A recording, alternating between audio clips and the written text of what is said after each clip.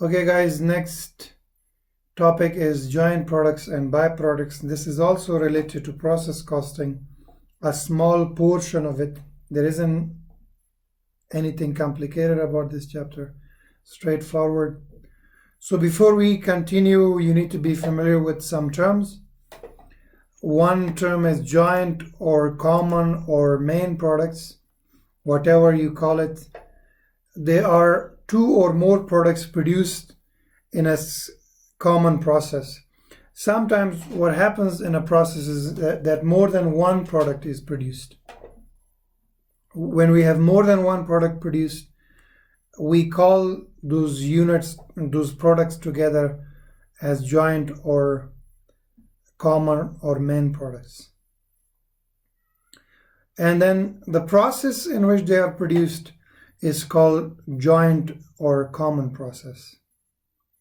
And the cost that is incurred in that process is called joint cost. So in joint process, we have joint products on which we incur joint cost.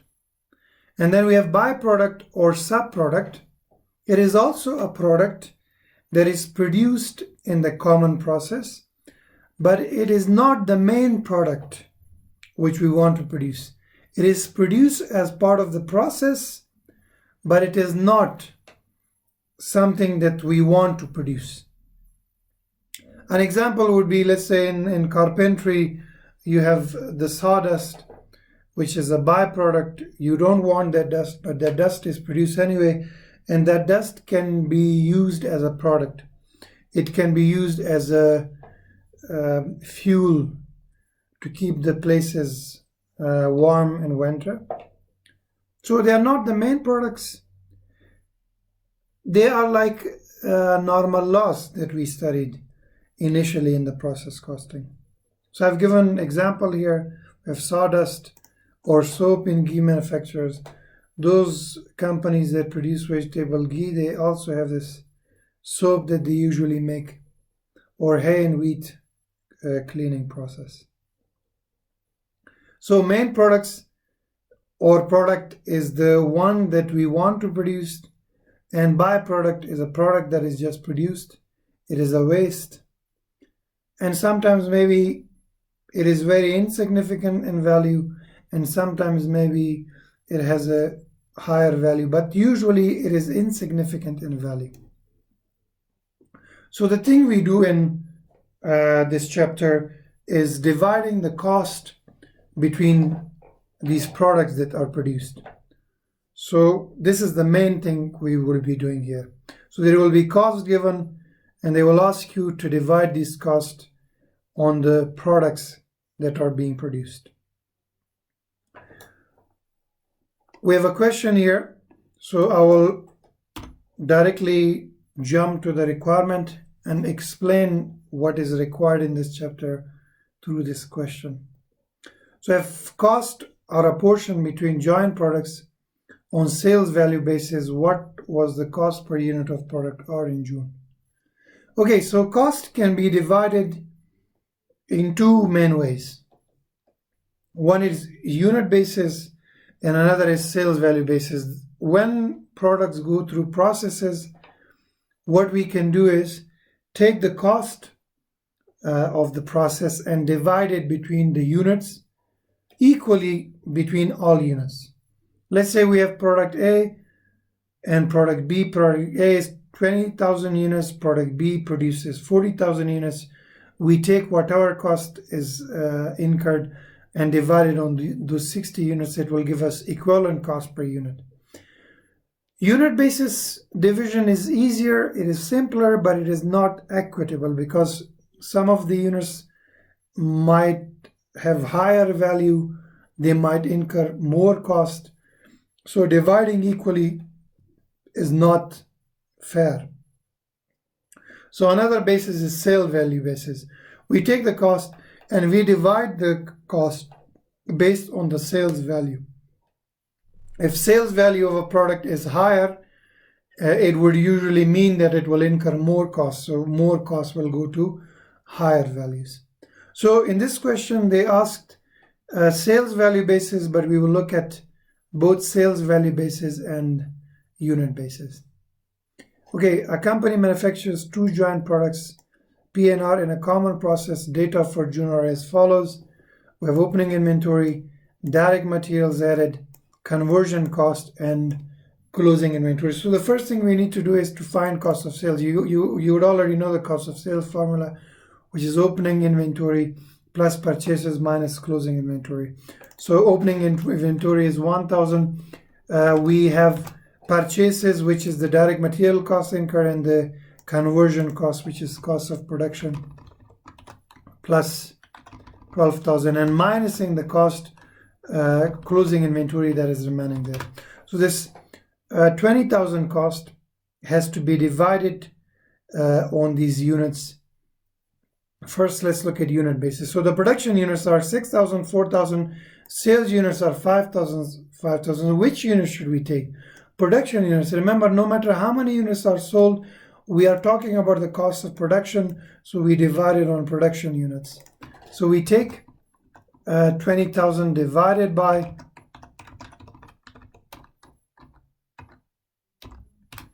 4,000 plus 6,000, which is 10,000. It gives us 2 per unit. So cost would be 2 per unit, no matter whether it is product P that is produced or whether it is product R that is produced. If we want to find the total cost that will be charged to P, it will be 4,000 units multiplied by 2, which will go to P, and we have R, 6,000 multiplied by multiplied by 2, which is 12,000. So 8,000 plus 12,000 is 20,000 cost that is charged. If we look at the same question using sales value basis, then we look at the sales value. Remember, even though it is sales value, but we take the units of production. We want to know the units that we produce, what is the value of sales. So if I look at P, we have 4,000 units multiplied by the sales price. It can be sold at 5. It has a sales value of 20,000. If we look at R, we have 6,000 units. It has a sales price of 10. So R should have more cost per unit than P because the sales price of R is higher. So when we add it together, we have a total sales value of 80,000. Now we take 20,000 cost divided by 80,000. It gives us 0.25 per dollar of sales. So if a product has, like P, $5 sales, we charge 25 cents per dollar. It will be 1.25 per unit of P, not R. And R would be 10 multiplied by 0.25. It becomes 2.5 per unit. If we want to find the total value that would be assigned, it would be total sales revenue, which is 20,000 multiplied by 0.25, which becomes 5,000, and then the sales value is 60,000 multiplied by 0.25, which becomes 15,000.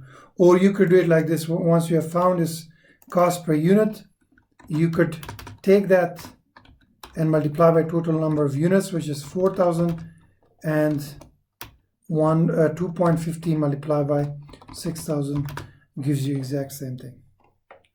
So this is it about joint and byproducts. Some of the points I will explain in kit questions. So let's look at kit questions.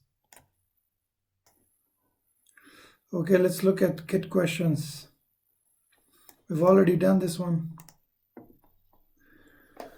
Which of the following statements are correct? A byproduct is a product produced at the same time as other products, which has a relatively low volume compared with other products. Yes, usually the volume is less. Since a byproduct is a sellable item, it should be separately costed in process account and should absorb some of the process cost. This statement is wrong. We will see in a minute. Costs incurred prior to the point of separation are known as common cost or joint product. Point of separation means when two or more products are produced in a common process and then they are separated, that is called point of separation. Any cost incurred before that is called common costs. Okay, we have another question here. Byproduct sales revenue is credited to process account. Joint costs are apportioned on sales value basis. What were the full production costs of product Q in November? If you remember, in normal loss, what we did is whatever was the sales value of normal loss, we credited that to the process account. We do the same thing with byproduct. If there is any value that can be received from byproduct, which is a waste, that value will reduce our cost. So that value will be reduced from the process account. Or if you don't want to reduce the value from the process account, which is a cost account, you could credit it to sales account. Both of them will give you the same result. You could either increase sales, which is income, with the value, or you could either reduce cost. Both of them will give you the same result. In this specific case, we are minusing the cost from the process account. So it will be told in a question whether the value has to be reduced from the process account or whether it is credited to process account, to sales account. Okay, so in this specific question, a company manufactures 2 joint products and 1 byproduct in a single process. Data for November are as follows. We have raw material input, we have conversion cost, there were no inventories at the beginning or end of the period, we have joint product 21,000, joint product 18,000, and then we have byproduct 2,000, and we have the sales prices. So we're crediting the revenue to process account, which means we are reducing the cost. And then what they're asking is joint costs are apportioned on sales value basis. We are dividing on sales value basis. What were the full production costs of product Q? So they are only asking about product Q. We will only answer that. So first, let's look at the common cost, which is 216,000 plus 72,000, which becomes 93,600. From this, we are going to minus the revenue of byproduct, which is 4,000. So 93,600 minus 4,000, we have 89,600. This is the cost that we will divide. Okay, I've removed 0 here. It becomes 288,000.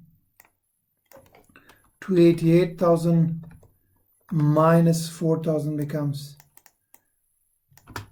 284,000. So 284,000 will be divided on sales value. Sales value of the main products, which is 21,000 multiplied by 15, and then 18,000 multiplied by 10. So 315,000 plus 180,000 becomes 495,000. So 495,000 becomes 0.57 per dollar. Now if I directly multiply by the sales value of Q, which is 180,000, it will directly give me answer, which is 103,273 if we round it off, which is B here. Okay, continuing. What were the full production costs of product M in May? So we have no opening inventories, and then byproduct.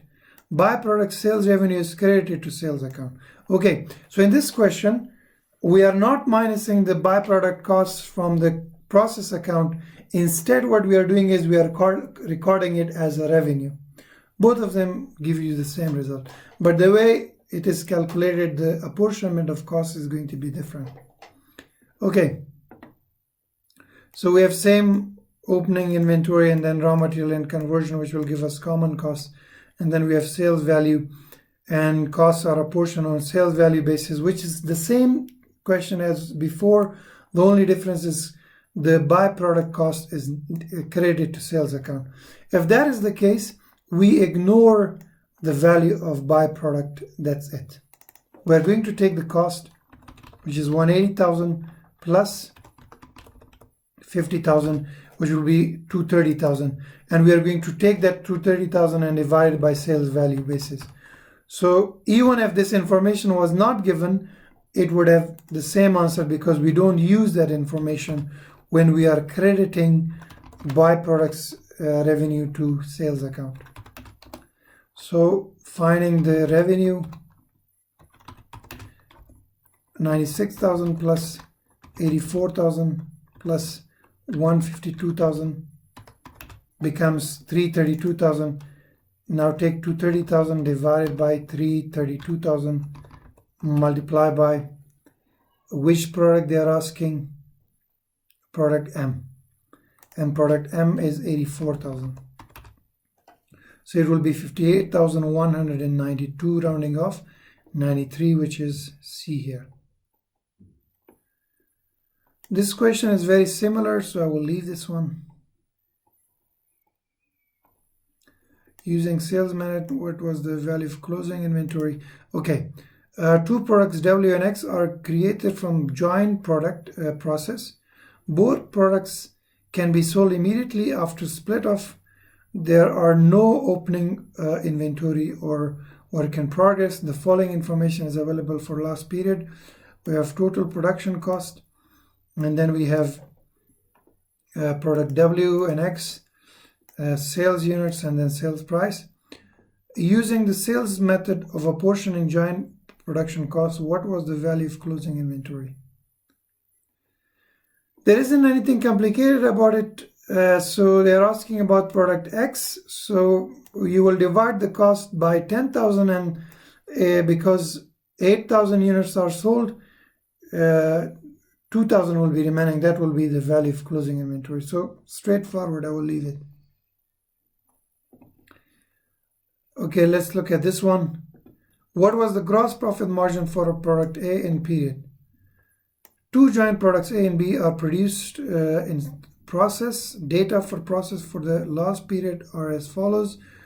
We have product A, B, tons, sales, productions. Common production cost in the process were 12,000. There was no opening inventory. Both products has a gross profit margin of 40%. Common production costs were apportioned on physical value basis. What was the gross profit for product A in the period? Okay, so we will take the common cost, which is 12,000, and divide it on units, which is 600. Remember, production units, 600 plus 400, that becomes 12 per unit. There are 600 units of A total, multiply by 12 becomes 7,200. But because sales is only of the 480 units, we will multiply directly by 480 units so that it gives us the cost of those 480 units.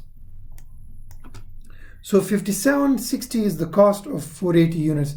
They said gross profit margin is 40. If profit margin is 40%, it means cost is 60%. If I take the cost and divide it by 60 and multiply by 40, it will give me the profit, which is 3480. So 60% is cost, 40% is margin, so it should be 3840.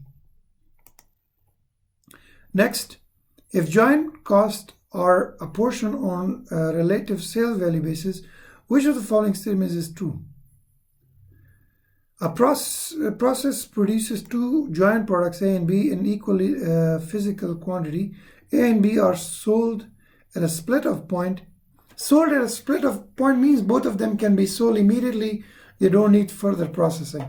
Sometimes what happens is when units are separated, what you can do is spend extra cost on units to make another product out of the unit. So there are no further costs. If joint costs are apportioned on sales value basis, which of the following statements is true?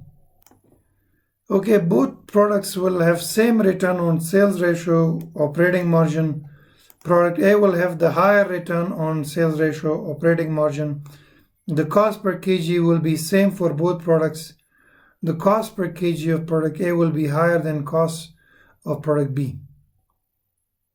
Okay, so if we divide cost on sales value basis, if we look at product A, it has 5 sales price and B has 8 sales price. So higher cost will go to B. Here they said higher cost will go to A, which is wrong. and the cost per kg of both products will be same. It is not true. If we were using unit basis, it would be true. Product A will have higher return on sales ratio, and product B, which means product B will have lower return. Actually, if we are using sales value basis, it means we are charging the same cost per dollar. So the margin is going to be the same. So which means A is correct. Which one of the following is not acceptable method of accounting for byproducts? Net realizable value of byproduct is deducted from the cost of main product, which is okay. Pre-separation costs are apportioned to byproduct to calculate profit. I don't think so. Sales value of byproduct is deducted from the cost of main products. Yes. Byproduct income less post separation cost is added to the sales of main product. Yes, you can do that as well. So B is wrong. Other threes are correct. We don't calculate profit for separate profit for byproduct. We either remove it from the cost or we add it to the sales account. If sales income of byproduct is deducted from the cost of production, what is the profit for the period? In a period, a process produced 2000 kg of main product and 400 kg of byproduct. The cost of the production was 5,000.